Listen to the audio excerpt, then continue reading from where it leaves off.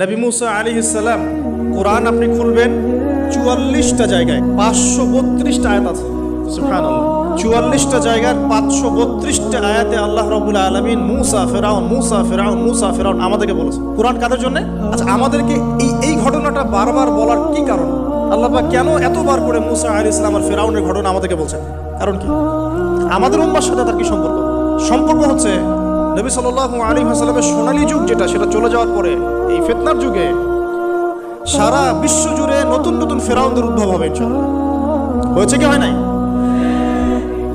এবং এটা চিরায়ত পরিণতি। আল্লাহ পাক এই এতবার করে ৫৩২ বার এই মানুষদেরকে ফেরাউনের গল্প কেন শোনাচ্ছেন? যাতে ফেরাউনের পরিণতি সম্পর্কে এরা সচেতন হয়, যাতে ওরাও ফেরাউনের পরিণতি সম্পর্কে সচেতন হয়। কে ফেরাউন? তার নাম রেমেসিস II। রেমেসিস, তো ফেরাউন কোনো নাম নয়, এটা একটা রাষ্ট্রীয় পদ, ঠিক আছে? তো তার একটা নাম ছিল, আমি নামটা এই মুহূর্তে স্কিপ করে ফেলছি। তো রেমেসিস II হচ্ছে তার একটা নাম, আরেকটা নাম আছে। কি কারণে সে ফেরাউন হলো? কেন তাকে ফেরাউন বলা হচ্ছে? এক দেখুন, ইউযাববিহুনা আবনাআকুম ওয়া ইস্তাহইউনা নিসাআকুম। মুসা আলাইহিস সালামের কওমের বনু ইসরাঈলদের ছেলেদেরকে মেরে ফেলছে, মেয়েদেরকে জীবিত রাখছে। সারা বিশ্ব জুড়ে তোমরা কি মুসলমান ছেলেদেরকে মেরে ফেলছো না? এখন আমরা তাদেরকে বলতে চাই, মেসেজ দিতে চাই, সারা বিশ্ব জুড়ে নব্য ফেরাউনরা মুসলিম ছেলেদেরকে মেরে ফেলছে না? এখন মেয়েদেরকে জীবিত রাখছে না? এদেরকে মেসেজ দেওয়া হচ্ছে ৫৩২ বার, এদেরকে মেসেজ দেওয়া হচ্ছে। কে ফেরাউন? যে বলছে আনা রব্বুকুমুল আ'লা, আমি তোমাদের মহান রব। সারা ওয়ার্ল্ড যারা চালাচ্ছে, তারা এই দাবি প্রত্যক্ষভাবে না করলে পরোক্ষভাবে ঠিকই করছে। ওয়ার্ল্ডের কোন কতগুলো জায়গায় আপনি দেখবেন যে অবনত চিত্তে আল্লাহ পাকের হুকুমের সামনে মাথা পেতে নিচ্ছে।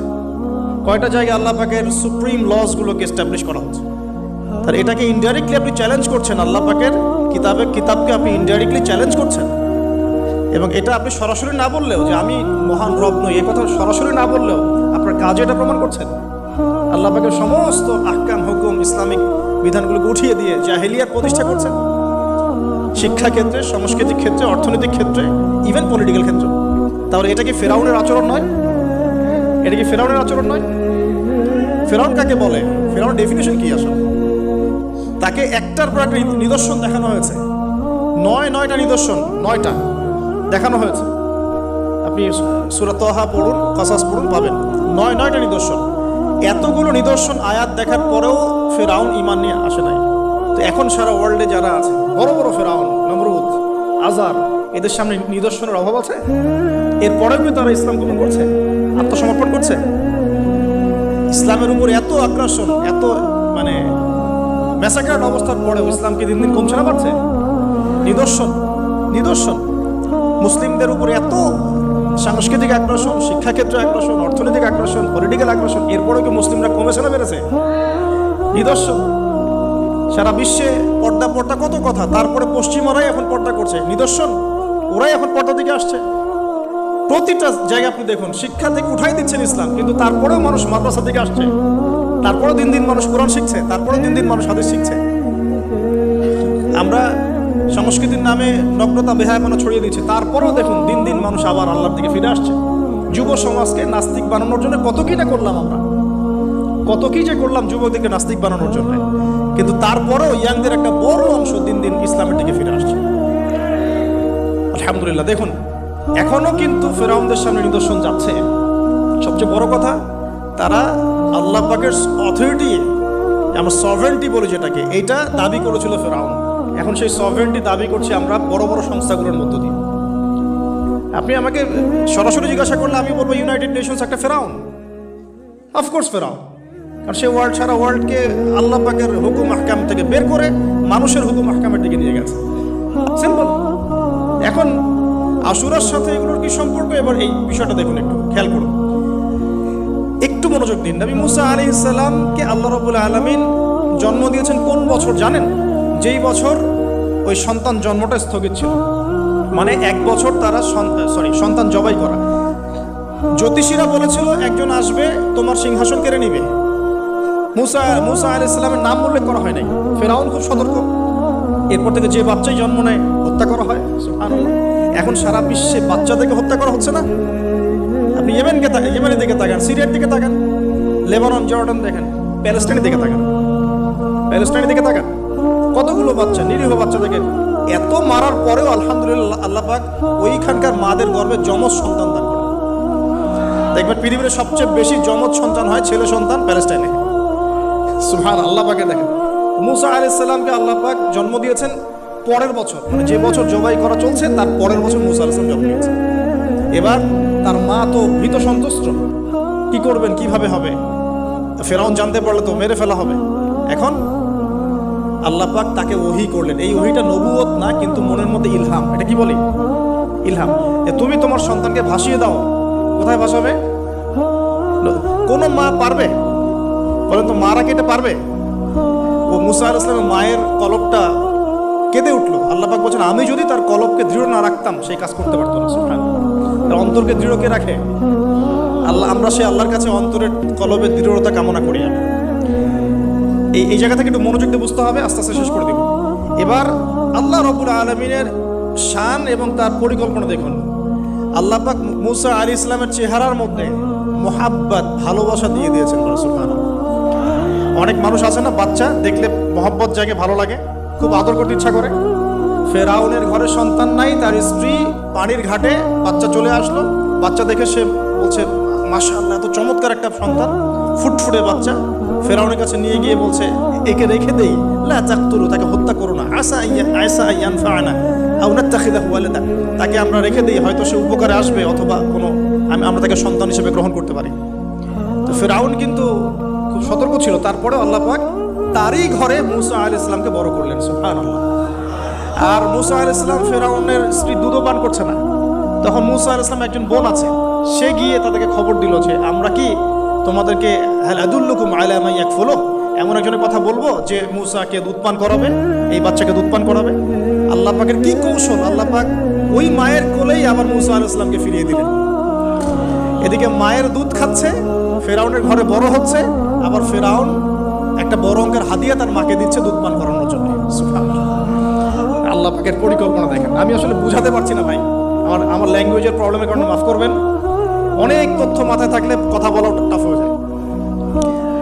তো সুবহানাল্লাহ, আল্লাহ পাকের পরিকল্পনা দেখুন। যে নবী মুহাম্মদ সাল্লাল্লাহু আলাইহি ওয়াসাল্লামকে মক্কা থেকে তাড়িয়ে দিচ্ছে মানুষ, আল্লাহ রাব্বুল আলামিন সেই মক্কা নবীর পায়ের সামনে এনে দিলেন। মাত্র 8 বছরের ব্যবধানে। যে বদর যুদ্ধে মুসলিমদেরকে একদম নিঃশেষ করে দেওয়ার প্ল্যান করা হয়েছে, ওই বদরেই আল্লাহ রাব্বুল আলামিন আবু জাহেলের মৃত্যু লিখে রাখলেন। যে ইউসুফকে কুয়ায় ফেলে দিল তার ভাইরা, সেই ইউসুফকে আল্লাহ পাক সেখান থেকে কারাগার, রাজপ্রাসাদ, সেখান থেকে কারাগার, সেখান থেকে আবার নিয়ে আসলেন মিশরের পলিটিক্যাল পাওয়ার। আল্লাহর পরিকল্পনা। যে ইয়াসরিব একসময় ইহুদিদের দাপটের জায়গা ছিল, ওই ইয়াসরিব মুসলিমদের পরতলগত করলেন আল্লাহ পাক হিজরত করিয়া। বাদশা নাজাশী আবিসিনিয়ায়, আমি তো মালয়েশিয়াকে একটা আবিসিনিয়া মনে করি, এখানে মাশাআল্লাহ এরকম পরিবেশ আছে, শান্তিপূর্ণ ইসলামী পরিবেশ। বাদশা নাজাশীর এরকম পরিবেশ ছিল। বাদশা নাজাশী কিন্তু মুসলিম ছিল না, সে খ্রিস্টান ছিল। তারপরেও নবীজি বলতেন, বাদশা নাজাশীর রাজ্যে কেউ জুলুমের শিকার হয় না, যদিও সে মুসলিম ছিল না। ওখানে ইসলাম নিয়ে গেলেন আল্লাহ পাক, ওখান থেকে পুরো আফ্রিকা ইসলাম ছড়িয়ে পড়ল। সুবহানাল্লাহ। এক খালেদ বিন ওয়ালিদ রাদিয়াল্লাহু আনহু, যার হাতে উহুদ যুদ্ধে বহু মুসলিমের প্রাণ গিয়েছে না, সেই মানুষকে আল্লাহ রাব্বুল আলামিন হেদায়েত দিয়ে 100টা যুদ্ধ করিয়েছেন। সুবহানাল্লাহ।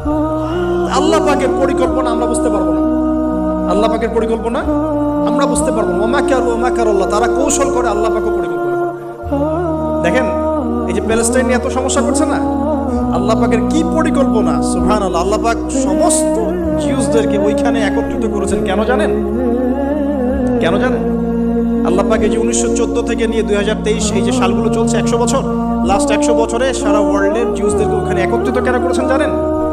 যেইভাবে আল্লাহ পাক ফেরাউনের দলবলকে লোহিত সাগরে ডুবিয়ে দিয়েছেন, ওইভাবে আল্লাহ পাক প্যালেস্টাইনিদের সবাইকে ডুবাবে ইনশাআল্লাহ।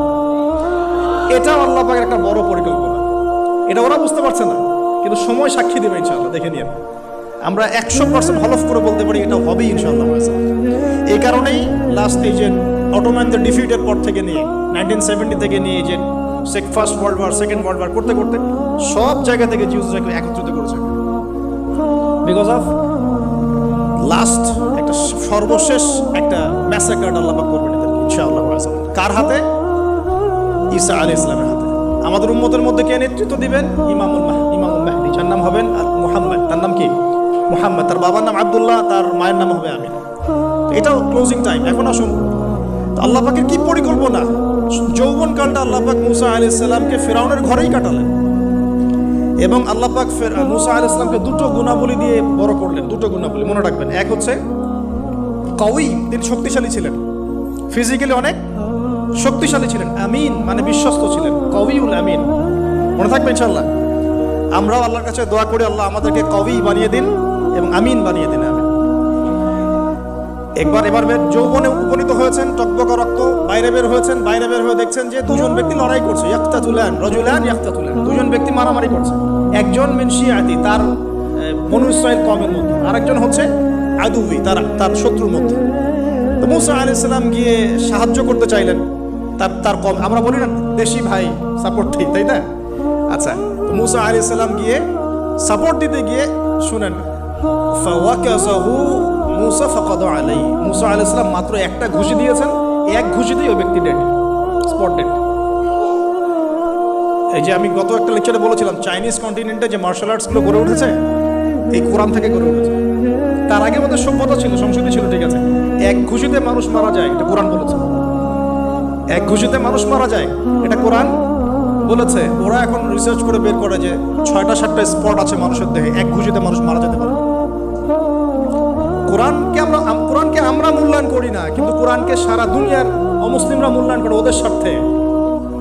ওদের স্বার্থে তারা আমাদের কোরআনকে মূল্যায়ন করে, আমাদের হাদিসকে মূল্যায়ন করে। আমরা করতে চাই না, আল্লাহ মাফ করুক আমাদের। আমরা কোরআন পড়তে চাই না, গবেষণা করতে চাই না, অর্থ বুঝতে চাই না, একটু আরবি ভাষা শিখতে চাই না, কোরআনের বালাগাত ডেইলি একটু তেলাওয়াত করবো একবার, সেটা করতে চাই না।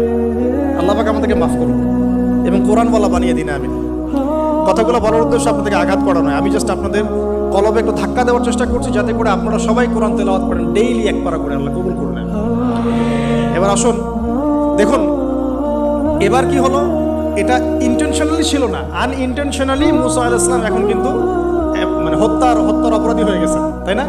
ফেরাউন তাকে ধরার জন্য বের হয়েছে দলবল নিয়ে, ওকে ধরতে হবে, এবার অ্যারেস্ট করতে হবে। তো একজন এসে পরামর্শ দিল যে তুমি এখান থেকে চলে যাও, তুমি এই মিশর থেকে চলে যাও, বের হয়ে যাও, নাহলে ফেরাউনের বাহিনী তোমাকে পেলে ধরে ফেলবে। এবার মুসা আলাইহিস সালাম চলে গেলেন কোথায়? মাদিয়ান। কোথায় বলেন?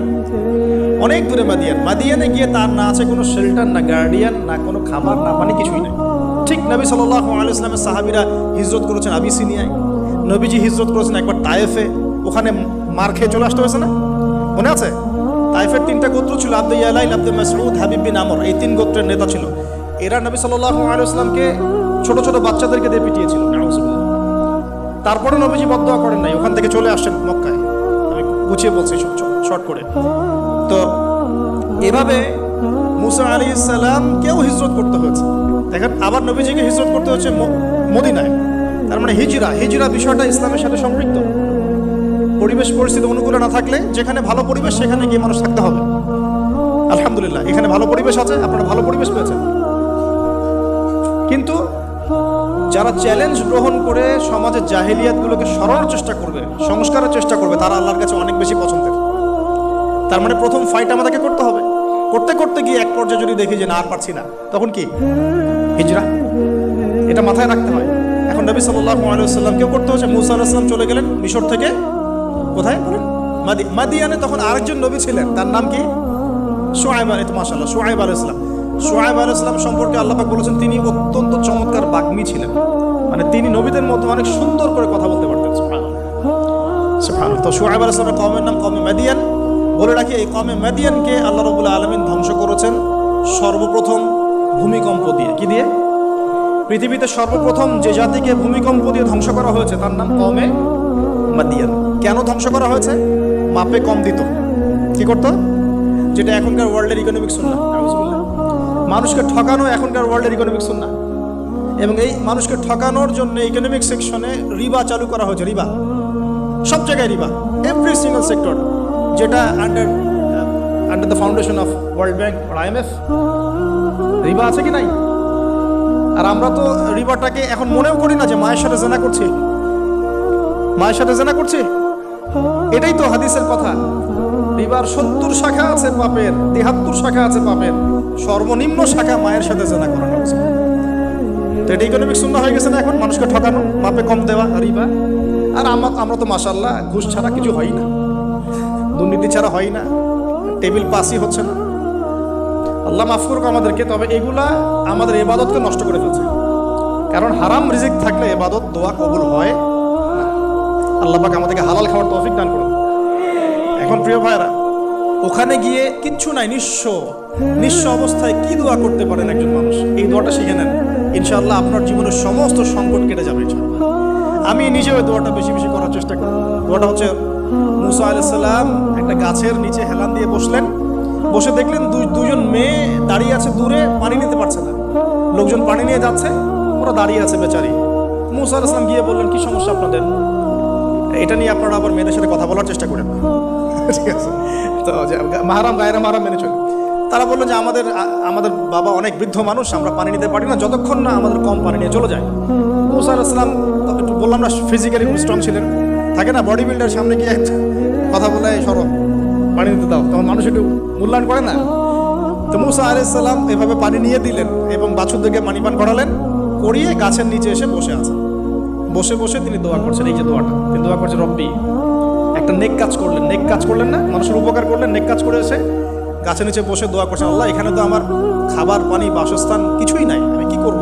রব্বি ইন্নী লিমা আনজালতা ইলাইয়া মিন খায়রিন ফাকির, রব্বি ইন্নী লিমা আনজালতা ইলাইয়া মিন খায়রিন ফাকির। আবার বলেন, রব্বি ইন্নী লিমা আনজালতা ইলাইয়া মিন খায়রিন ফাকির। অর্থ হচ্ছে, হে আল্লাহ, তুমি তোমার পক্ষ থেকে আমার উপরে যে নিয়ামতগুলো দিবে, আমি এর জন্য ফকির হয়ে বসে আছি। অর্থ বুঝে পড়বেন ভাই, নামাজ রোজা হজ যাকাত যাই করেন আল্লাহর ওয়াস্তে অর্থ বুঝে পড়বেন। অর্থ বুঝে পড়লে আপনার ইবাদতের স্বাদ পাবেন, তৃপ্তি পাবেন, আল্লাহর সাথে কানেকশন হবে, আল্লাহর নূর পাবেন, মারিফত পাবেন, সত্য স্বপ্নও দেখবেন তখন ইনশাআল্লাহ। তখন সত্য স্বপ্ন দেখবেন ইনশাআল্লাহ। আল্লাহ পাক তৌফিক দান করবেন। এবার আল্লাহ পাকের সাহায্য নেমে আসলো, ওই দুই মেয়ের মধ্যে একজন হেঁটে হেঁটে চলে আসে। এবার এই মেয়ের হাঁটা সম্পর্কেও কোরআন কথা বলেছে, সুবহানাল্লাহ। এই মেয়ে কিভাবে হেঁটে এসেছে এই হাঁটার বর্ণনাও কোরআন দিয়েছে। কোরআন বলেছে এই মেয়ে হেঁটে আসছে লাজুক পায়ে। কি পায়ে? এখন আপনি এই পুরো ওয়ার্ল্ডের মেয়েদের হাঁটা দেখেন, লজ্জা আছে? তাহলে মেয়েদের সাথে লজ্জার একটা গভীর সম্পর্ক আছে।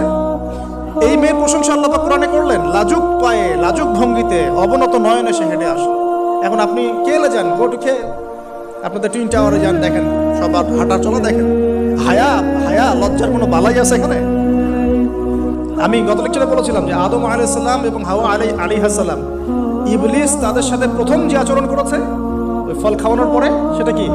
তাদের গা থেকে পোশাক খুলে পড়ে গেছে, মানে নগ্ন করে দিয়েছে আমাদের পিতামাতাকে, মহাবিশ্ব নগ্ন করে দিয়েছে কে? ইবলিস। এখন এই পৃথিবীতে আমরা যারা নগ্নতার চর্চা করছি, তার কার এজেন্ট আমরা বুঝতে বাকি আছে? আমার কথা কি বুঝতে পারছেন কিনা? এই কানেকশন মেলানোর চেষ্টা করো, ডটসগুলো মেলানোর চেষ্টা করো। সামনে যাই প্রিয় ভাই, এই মেয়ে এসে বলছে, আমার বাবা আপনাকে ডাকেন, আমার বাবা আপনাকে ডাকছেন। তিনি গেলেন, বাবা শুআয়ব আলাইহিস সালাম। তখন এক বোন ইনডাইরেক্টলি বাবাকে বোঝাচ্ছে যে বিয়ে শাদী দিলে ভালো হয়। এক বোন বলছে যে আপনি তো তাকে পুরস্কৃত করতে চাচ্ছেন, তাহলে এরকম কওয়িউন আমিন একজন মানুষকে সবচেয়ে ভালোভাবে পুরস্কৃত করা যায় তার যথাযোগ্য প্রতিদান দেওয়ার মধ্য দিয়ে। তো মেয়ের ইশারা বাবা বুঝেছেন, তিনি নিজের এক মেয়ের সাথে মুসা আলাইহিস সালাম বিয়ে দিলেন, সুবহানাল্লাহ। তবে শর্ত দিলেন, দেনমোহর কি? মোহর তো নাই। মোহর কি? এবার মোহর হচ্ছে 8 বছর তোমাকে আমার ফার্মে কাজ করতে হবে। এটা আগেকার একটা স্টাইল ছিল, সুন্নাহ। এটা এখন নাই, যদিও আগে এরকম ছিল যে দেনমোহর দেওয়ার জন্য এই একটা পদ্ধতি ছিল। যেমন ইয়াকুব আলাইহিস সালামের ক্ষেত্রেও এরকম 7 বছরের কথা আসছে, তিনি 7 বছর তার শ্বশুরের ফার্মে কাজ করেছেন। এটা নতুন ছিল না ওই সময়, এটা কমন ছিল।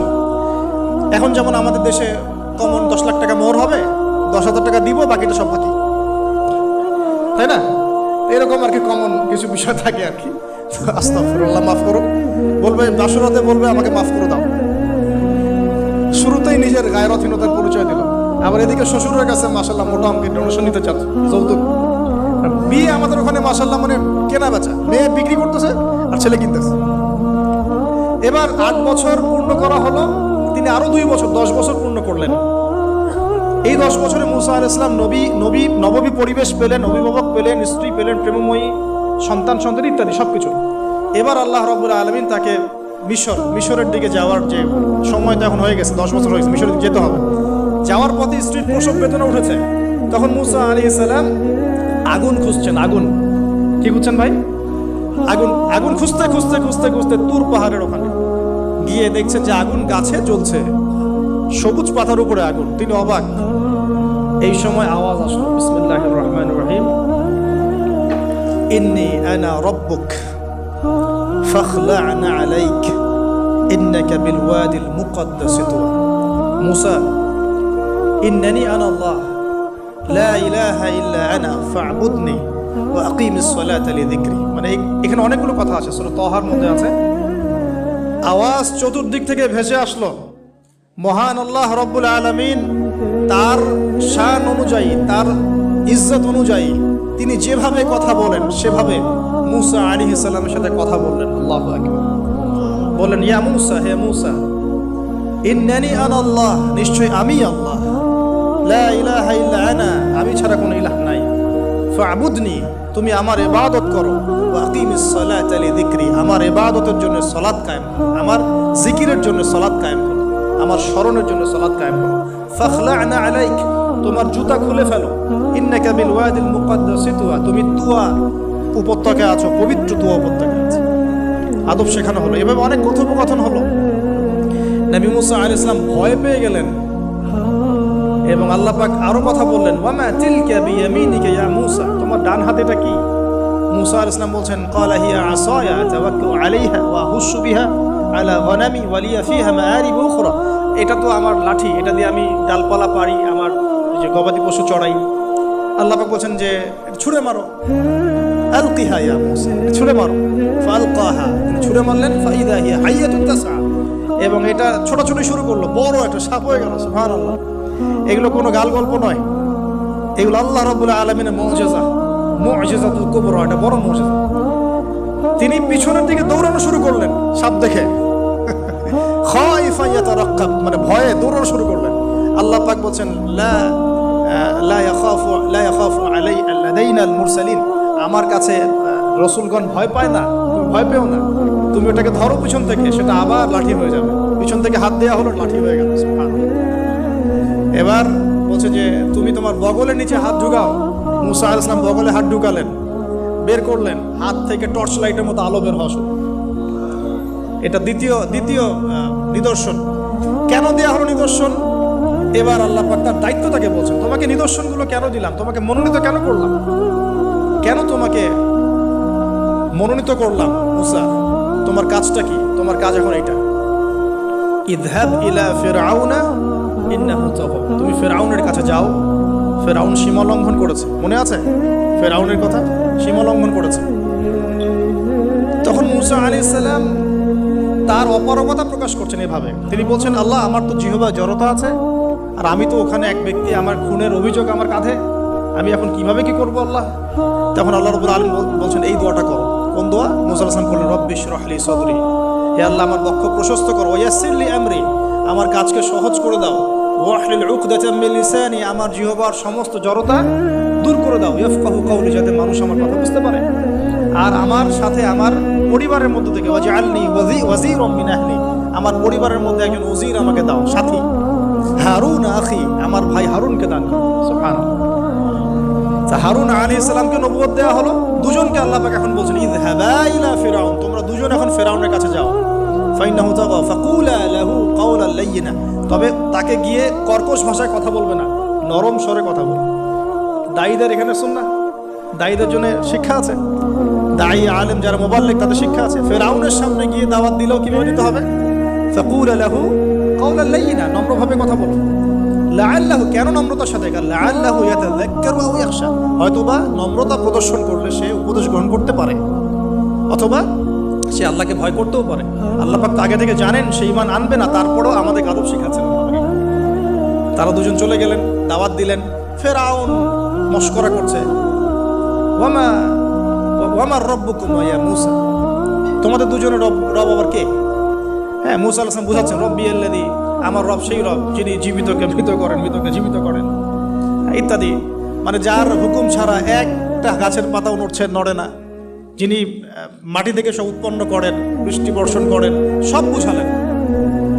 ফেরাউনের বক্তব্য তখন এটাই ছিল, তোমাদের কাছে কি কোনো নিদর্শন আছে, কোন আয়াত নিদর্শন আছে? হ্যাঁ, নিদর্শন আছে। কি? লাঠি ছুঁড়ে মারলেন, সাপ হয়ে গেল। এখন ফেরাউন বলছে এটা তো জাদু, এটা কি? আমার জাদুকররাও এটা পারে, জাদুকরটাকে ডেকে না হলো, জাদুকররাও লাঠি ছুঁড়ে মারলো, সাপ হয়ে যাচ্ছে। কিন্তু এই বড় সাপ ওদের সব সাপকে খেয়ে ফেলল। তখন ফেরাউন কিন্তু ভয় পেয়ে গিয়েছে। এরপরেও এই হাত বের করে আলোর এই নিদর্শন দেখানো হলো, তাওহীদের দাওয়াত দেওয়া হলো, ফেরাউনকে ভয় করতে বলা হলো, ফেরাউনকে সতর্ক করা হলো যে আমার রব, আপনার রব, সবার রব হচ্ছেন আল্লাহ। সব কিছু বোঝানো হলো, কিন্তু ফেরাউন এই কোনো কথাই গ্রহণ করল না। এরপরে সে বনু ইসরাইলকে ডিভাইড অ্যান্ড রুল করলো। ডিভাইড অ্যান্ড রুল মানে ওদেরকে ভাগ করতো এবং রুল করতো, ঠিক যেটা এখনকার গ্লোবাল অ্যাফেয়ার্সে করা হচ্ছে। ডিভাইড অ্যান্ড রুল, আমাদেরকে তারা ভাগ করে দিয়েছে। আমাদের পুরো কমিউনিটি, গ্লোবাল মুসলিম কমিউনিটিকে তারা ভাগ করে দিয়েছে এবং রুল শাসন করছে। এবং কারো গায়ে আঘাত লাগলে আরেকজন গিয়ে সেই ব্যথা নিরসন করতে চায় না, বরং অপেক্ষা করে আমার গায়ে তো আর আসে নাই, তার গায়ে আসছে। ঠিক আছে, ব্যাপারটা এটা শুধু গ্লোবাল অ্যাফেয়ার্স না, এটা সবখানে একটা রাষ্ট্রের ভিতরেও ঢুকে গেছে। ওই ভাইকে বলছে বলুক, আমাকে তো আর কিছু বলে নাই, ওকে গায়েব করে ফেলছে ফেলুক, আমাকে তো আর কিছু করে নাই, ও ভিতরে গেছে, আমাকে তো কিছু বলে নাই। এই আচরণের কারণে আস্তে আস্তে আস্তে আস্তে মুসলিমদের শক্তি সব সংকুচিত হয়ে আসছে।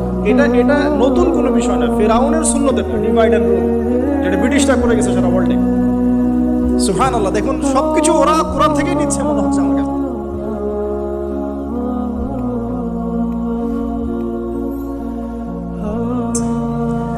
এখন একটা দুইটা না, নয়টা পরীক্ষা ফেরাউনকে করা হলো।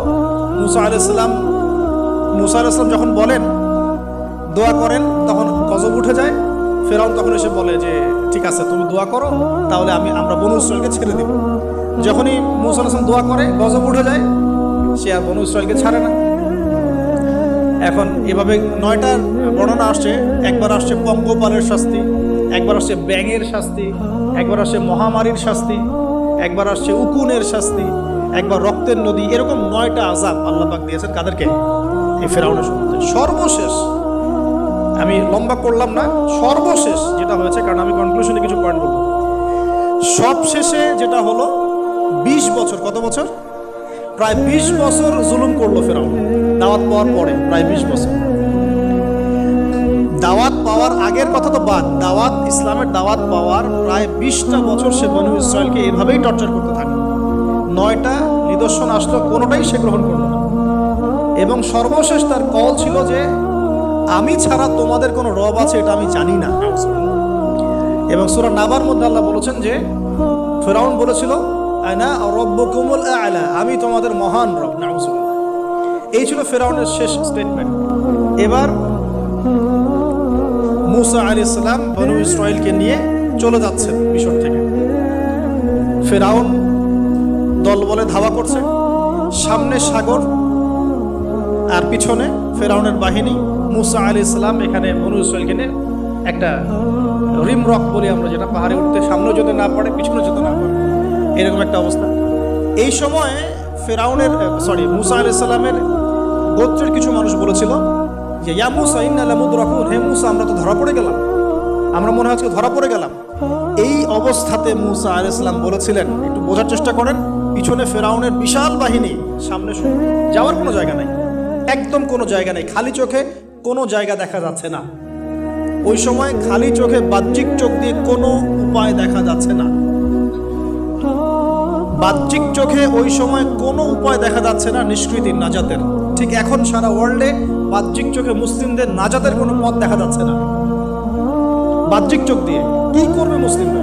খালি পড়াশোনা করবে, না কমিউনিটি করবে, না জিহাদ করবে, নাকি তাগুতের এগেনস্টে লড়বে? কি করবে মুসলিমরা?